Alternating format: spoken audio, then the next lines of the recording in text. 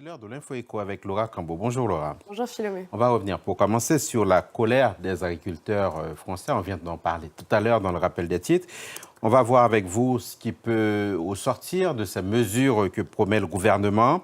L'exécutif français doit annoncer des dispositions aujourd'hui. De quel levier dispose-t-il ? Alors tout d'abord, les syndicats ont transmis une liste de doléances, une centaine de mesures. Certaines dépendent de l'Union européenne, mais le Premier ministre peut aussi se pencher sur plusieurs revendications. Et la première, c'est une augmentation des revenus. Le gouvernement travaille depuis 2017 sur les lois Egalim pour les États généraux de l'alimentation. Ces textes visent en fait à mettre fin à la guerre des prix entre les distributeurs et les industriels d'un côté et les agriculteurs de l'autre. Alors il y a d'abord eu des changements avec une première loi Egalim. Ce n'est désormais plus aux distributeurs mais aux agriculteurs de proposer un prix de vente en tenant compte de leurs coûts de production. Egalim qui oblige aussi les distributeurs à mettre fin à la revente à prix coûtant.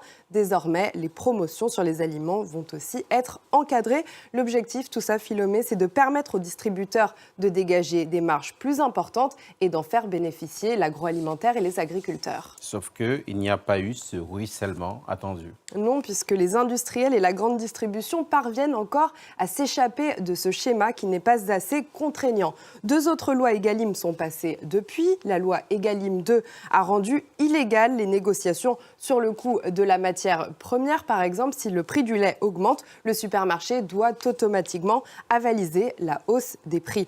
Quant à la loi Egalim 3, elle permet aux agriculteurs d'interrompre les livraisons en cas d'échec des négociations avec les distributeurs pour mettre davantage l'impression. Seulement, aujourd'hui, notamment avec l'inflation, ces lois ne suffisent pas à assurer les revenus agricoles. Écoutez la présidente du syndicat Coordination Rurale.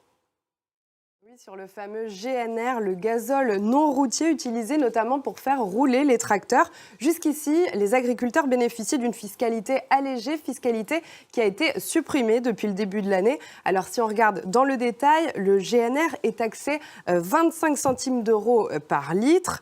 Désormais, les agriculteurs peuvent réclamer un remboursement de 18 centimes par litre. Ils payent donc au total 7 centimes par litre, alors qu'avant, c'était 4 centimes par litre. Ça reste quand même 3 centimes de plus que l'an dernier, sauf que ces 3 centimes par litre, ils sont loin d'être anodins, puisque si l'on regarde à l'échelle d'une exploitation, ça représente quand même au moins un surcoût de 5 000 € par an. Le gouvernement qui va donc pouvoir jouer sur cette taxe, remettre en place cette niche fiscale ou pas, il pourrait aussi rendre automatique le remboursement du GNR pour que les agriculteurs n'aient pas une surcharge administrative, puisqu'aujourd'hui, il croule sous les papiers. 35% des agriculteurs n'envoient pas les factures et ne se font donc pas rembourser cette taxe à laquelle ils ont droit. Il y a aussi les questions qui préoccupent les agriculteurs, comme l'importation de produits ukrainiens en masse. On pense notamment à la volaille.